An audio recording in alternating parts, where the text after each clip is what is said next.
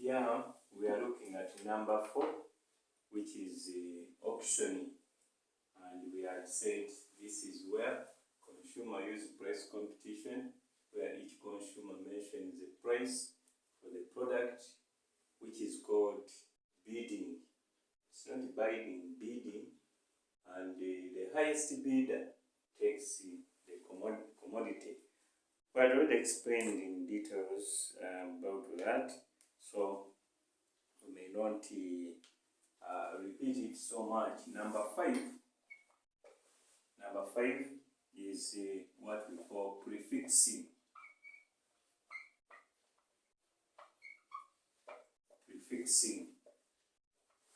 And what is prefixing? We say this is where the seller or producer fixes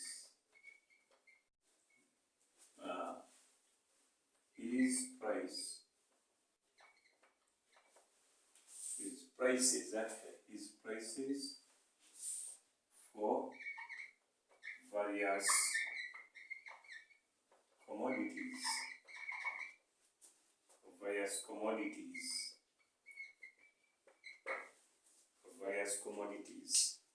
And we say this is common in big supermarkets,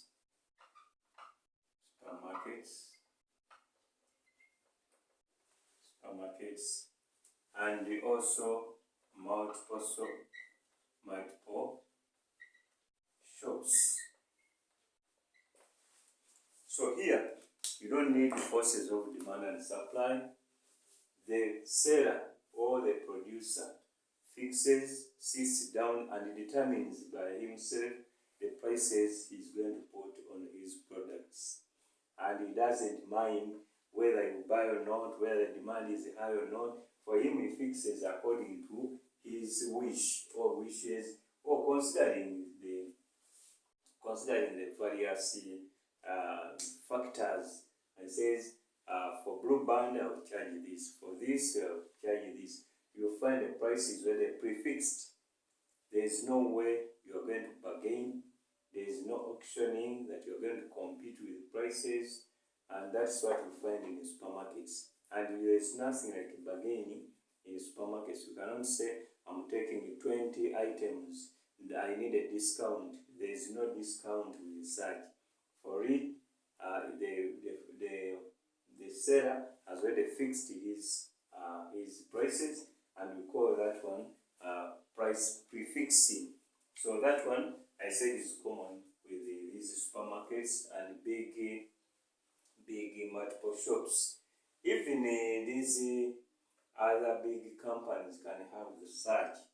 You may find that if it's a big shop selling, say, equipment, you find the prices already prefixed. So if you enter any shop or any seller's outlet and you find the prices already put on the products, that one is called prefixing. And don't ask, now this one I see 1 million, can I take it at 900? It's already prefixed and put there, and the seller, whoever may be there, may not know why they fixed that price there. So there's no room for bargaining. There's no room for auctioning. No. What you may have in some very few cases, that after buying, say, a variety of commodities, or you buy with a certain commodity, amount of money, they say whoever buys commodities up to 1 million will get a discount of that. But the price will not change. It remains as it is shown on the product.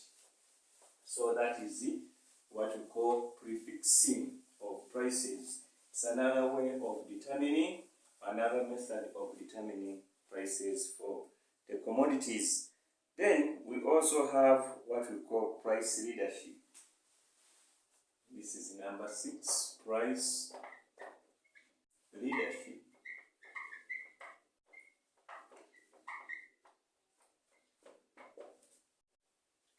Price leadership. Now, this is where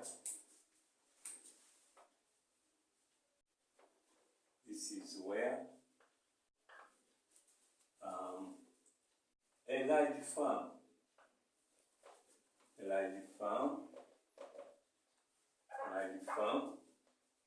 is selected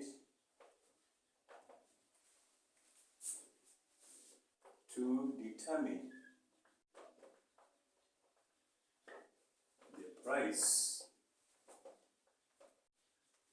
for the commodity.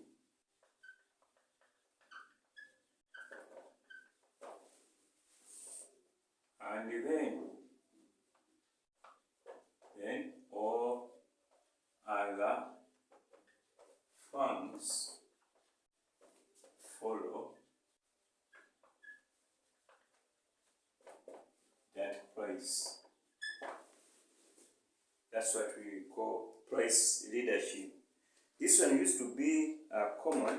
It used to be common during the time when we had here petrol stations. There were not very many, and the Shell petrol station used to be the price leader.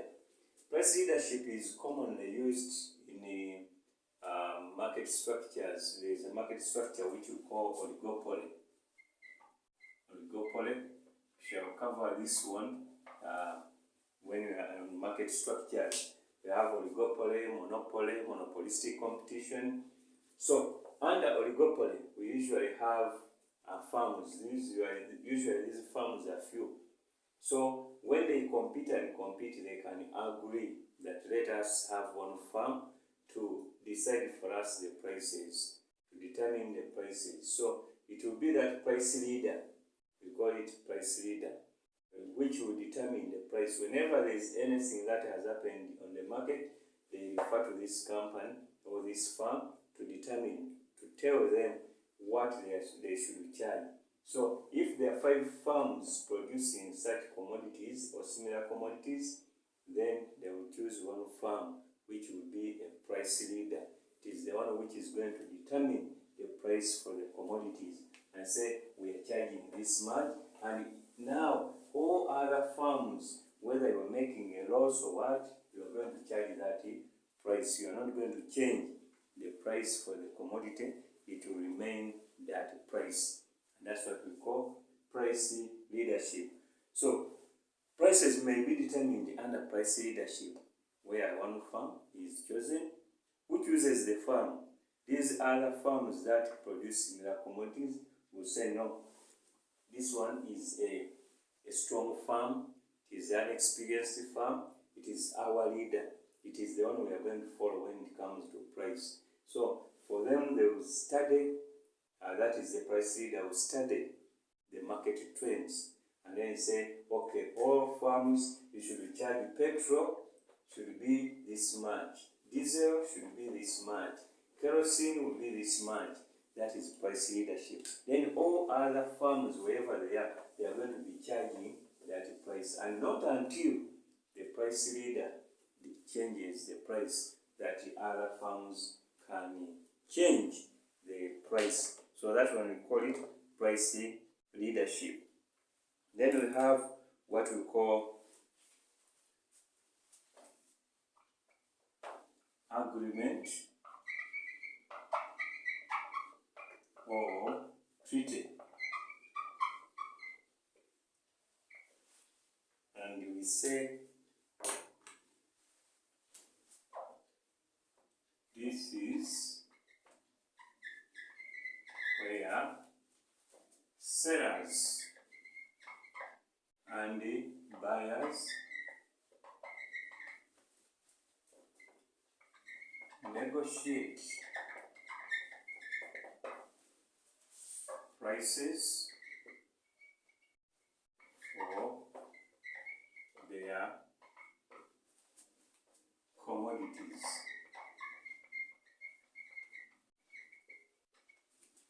and agree on the price.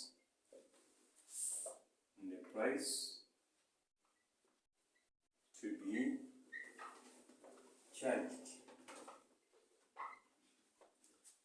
charged for a given period of time.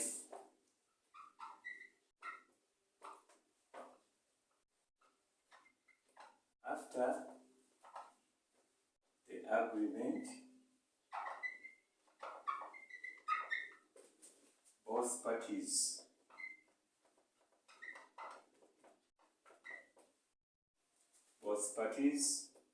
sign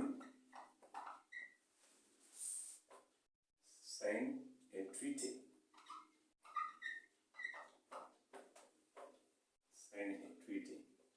And this must be followed.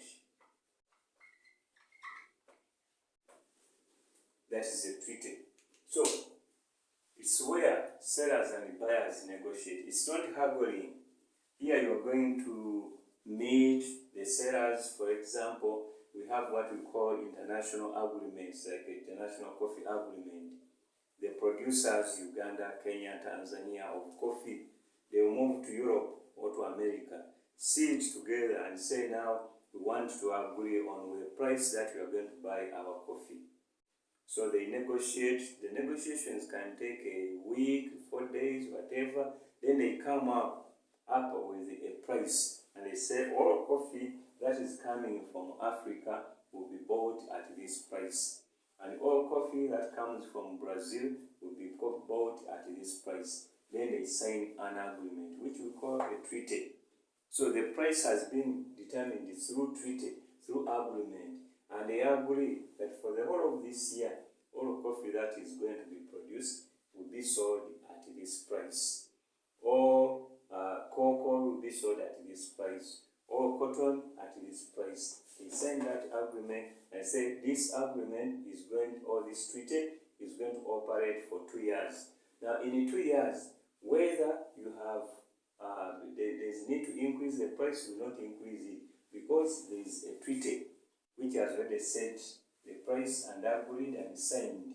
So that one, if you want to change, that means you are going back to another meeting to meet those buyers and then agree.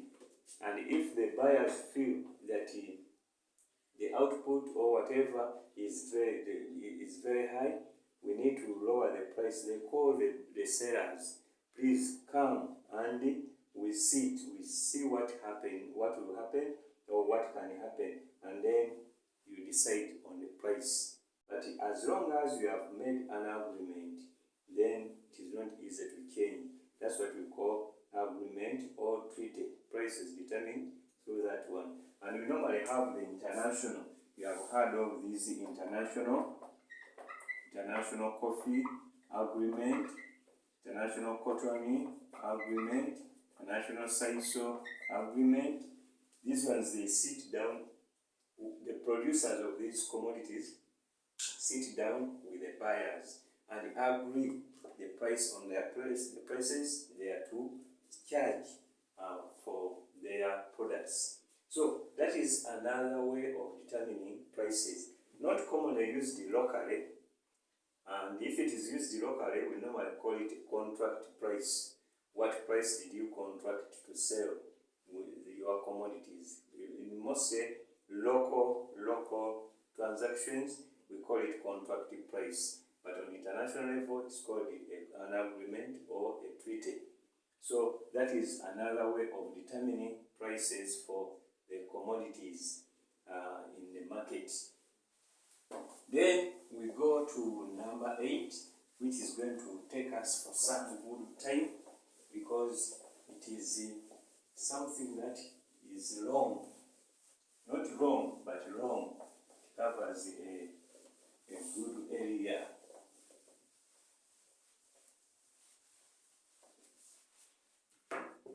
and we call that one price legislation. Price legislation. And we say this is where price legislation, say this is where government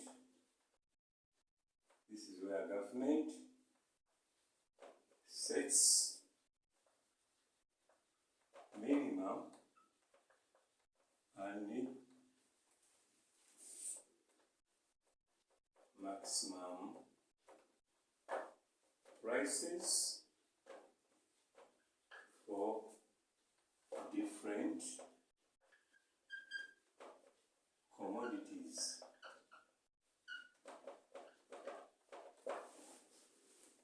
And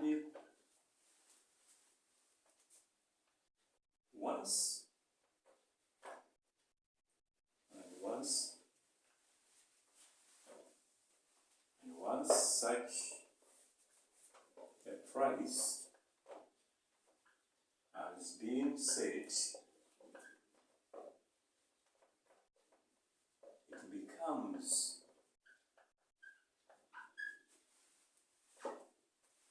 it becomes illegal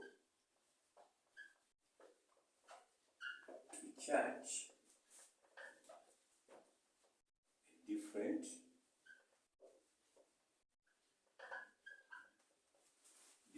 price.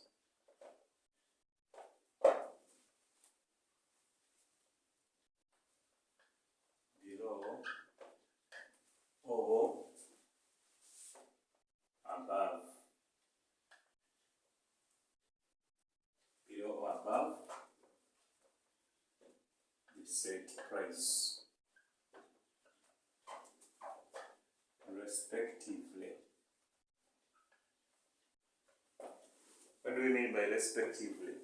Below, that is for minimum, and above, that is, you see,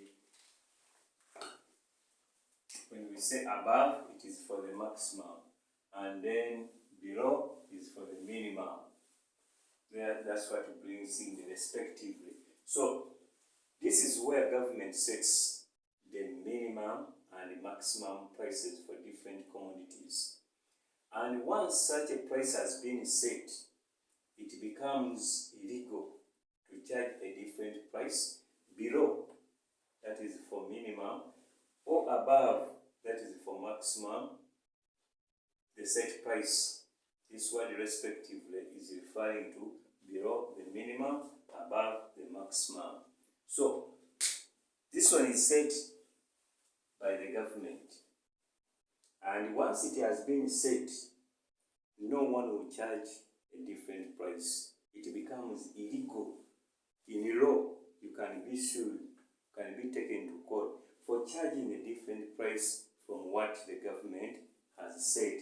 So that's what we call the price legislation.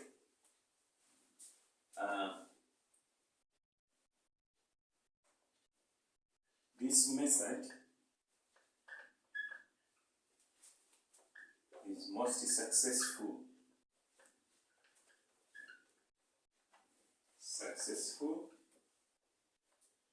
when the economy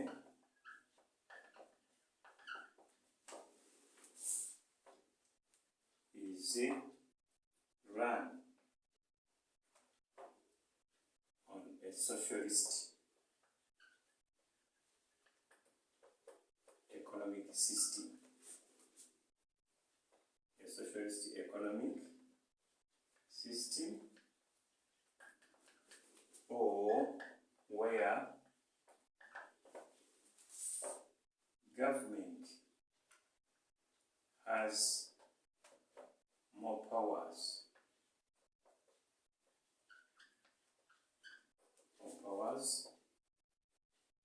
over the country's resources.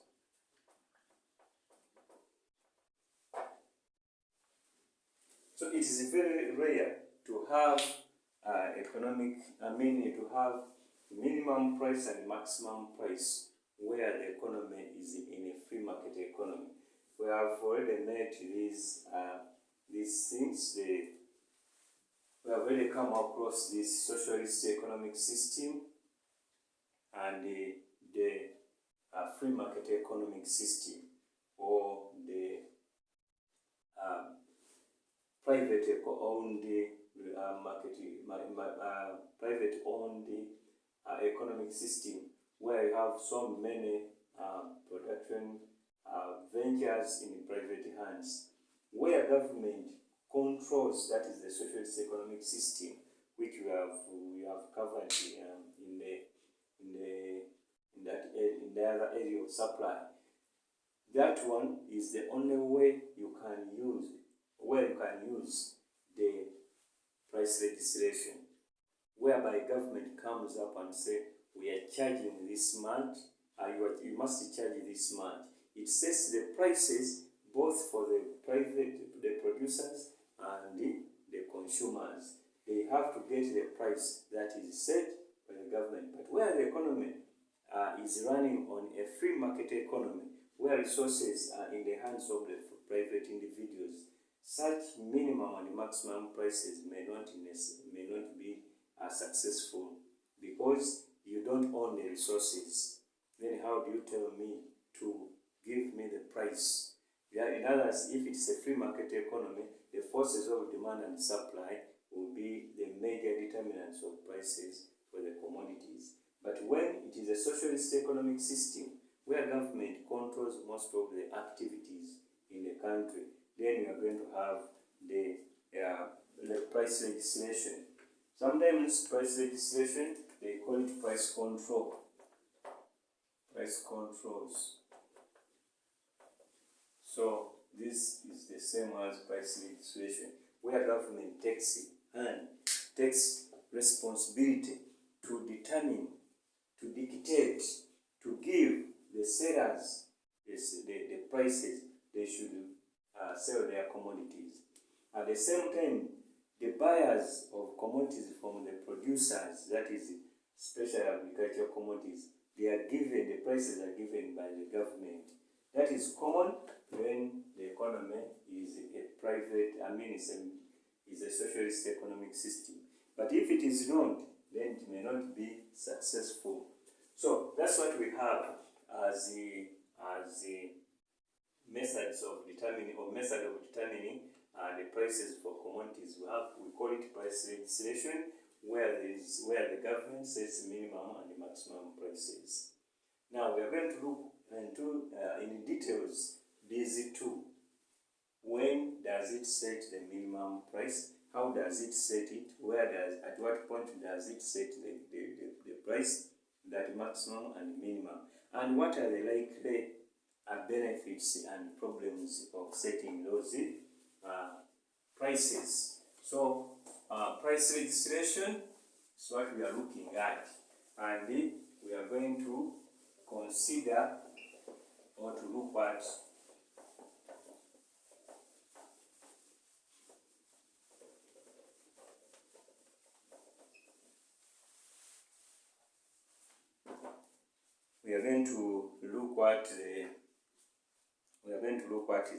the first one is going to be the maximum price.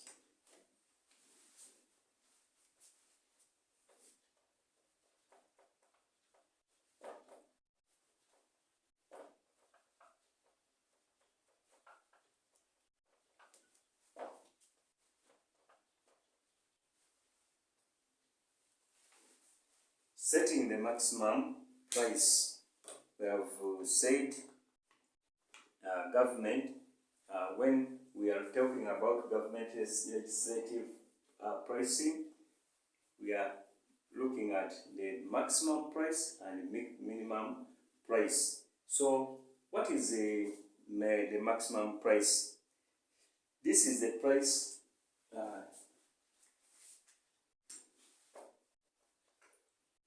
this is the price which is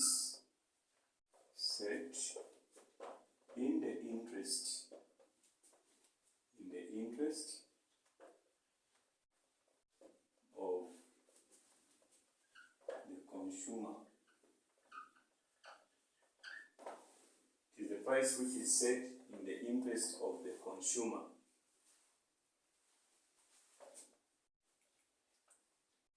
It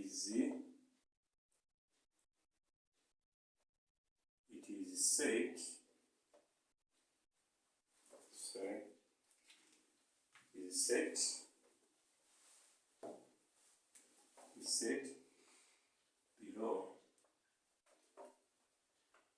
the equilibrium price.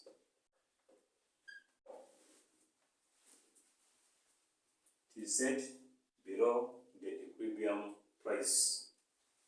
And the definition. It is the price set by government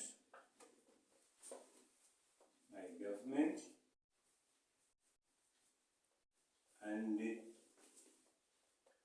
becomes illegal to sell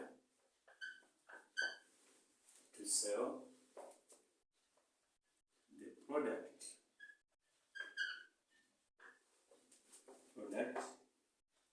above the set price.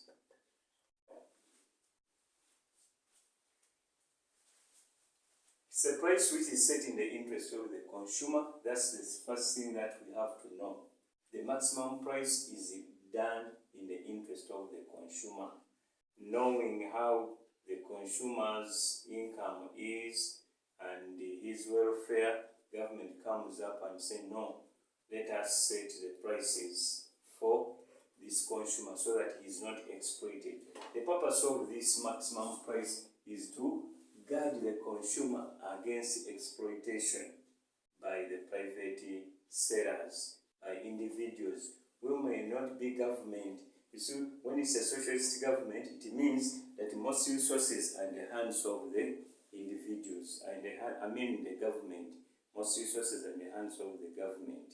But there are some individuals also who produce almost similar products, or government leaves them to produce them, but with a close eye on them to see that they don't exploit the consumers. So one way they can do it is to not to allow the forces of demand and supply to determine the price. What they do is to ensure that the government sets a price for the consumers and say sugar should cost 2,000 shillings. We have said the price for salt is 600 shillings. The price for soap is 1,500. These are just examples. So if these are the prices that have been set, no one is allowed. It becomes illegal for you to sell above this price. You cannot sell above this price. But there is no problem selling below, because for that matter, you'll be helping the consumer is enjoying goods at a lower price. But you can't exceed 2,000. For those selling salt, should not go beyond that.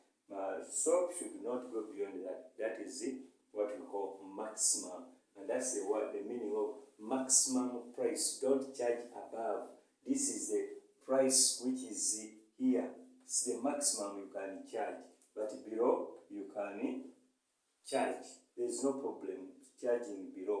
But above, you are not supposed to go beyond that level. And we call price maximum price.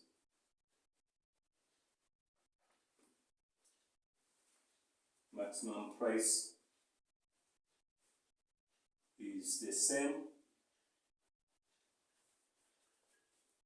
as price ceiling. It's the same as price ceiling. The maximum, that is the ceiling. When you have a house that has a ceiling, we are saying operate within the room, but not beyond that ceiling. That is the maximum. You can go up to that level. So that's why what we call maximum price, and that's what we call price ceiling. You cannot charge above that price, but you are free to charge below. Government has given you the maximum you can charge, up to 2,000. But government will not condemn you if it found you selling sugar at 1,800 or 1,500, because it is still below the ceiling, below the maximum. That's what we call the pricing, maximum price, and sometimes called price ceiling. So if they ask you what is meant by price ceiling, say no. When you are studying determination of prices, they didn't mention anything to do with the ceiling. Instead, they mentioned the maximum price. They are the same. It's just the terminology that is changed. So, note and be very keen. Let's see a price which is set in the interest of the consumer. Government is trying to protect the consumer. Where do you set that price? It is set below the equilibrium price. And it is, by definition, it's a price set by government, and it becomes illegal. Becomes this one illegal to sell the product above the set price. Above. Don't sell above that price. So those underlying phrases and words are very important when you are talking about the maximum price. And you are going to look at the diagram, because we said we illustrate, we explain.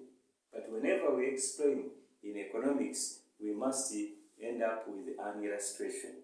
This illustration may be both by figures, that is mathematical illustration, or by diagram. We can have both or one of the two, but in most cases, diagrams are most used when it comes to illustrations.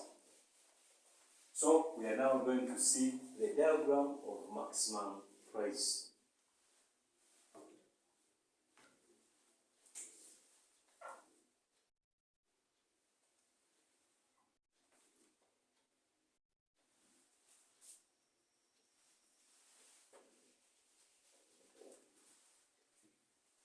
This is the diagram to illustrate. Whenever you're talking about maximum price, you must have the equilibrium price. So we have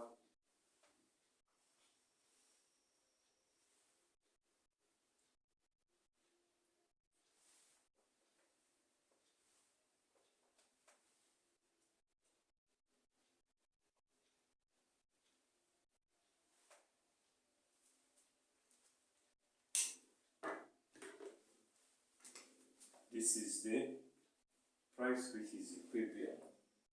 This is output which is equilibrium. And then we are going to have maximum price. We said it is set below the equilibrium price, so it must be below. So we are seeing the price government has said. The demand, the price for this commodity is the P.